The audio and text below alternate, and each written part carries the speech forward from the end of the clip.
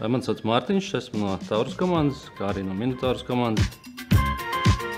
Slidojums nonāca, man liekas, tas bija kaut kāds 2005. gads, kad tā ar hokeja slidām sāks lidot jau hallē. Nācām uz publisko slidošanu ar nojām, tad tā pamazām nopirkām ceļu sargus, tad velkoņu sargus un sākām pamazām spēlēt. Hokejs man ir, grūti teikt, hobijs, tas ir man kā tāda otrā dzīve. Ņemot vērā, ka es pats menedžēju abas komandas lielākoties un nodarbojos ar visām organizatoriskajām lietām, tad hokejs man paņem kaut kādu trešo daļu no dzīves, visticamākais. Tā kā tam ir liela nozīme, jā. Hokeja komandas Taurus GMs Mārtiņš Palējs.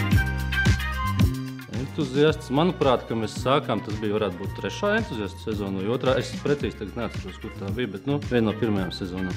Mēs sapratām, ka viņi ir foršākie. Mums tur nebija jautājumu. Tā kā, viņi sev parādīja tur tos pirmos 2 gadus, un tad mēs praktiski visi uzreiz noticēja viņiem, un tā arī sākām.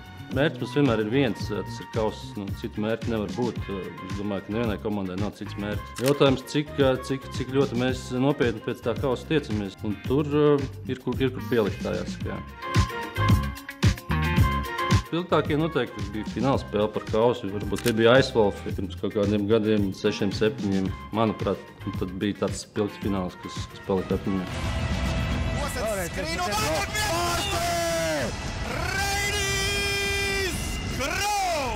Galvenais un pats svarīgākais hokejā ir gūt prieku. Tas ir, kāpēc mēs spēlējam hokeju, jo tas mums sagādā prieku. Tas, ka mēs tagad esam E3 un E5, ja salīdzinu to līmeni, kas bija pirms gadiem 7, tad šobrīd tās divīzijas būtu nevis E3, bet visticamāk kaut kāds E6, E7 un E9. Tā kā pa visiem šiem gadiem nevar teikt, ka mūsu līmenis ir kaut kā ļoti audzis un ka mēs esam satrenējušies un tikuši līdz tur augstam līmenim. Tā gluži nav. Mēs esam spēlējuši hokeju, guvuši to baudu un plus mīnus savā līmenī mēs arī spēlējam visu savu hokeju karjeru.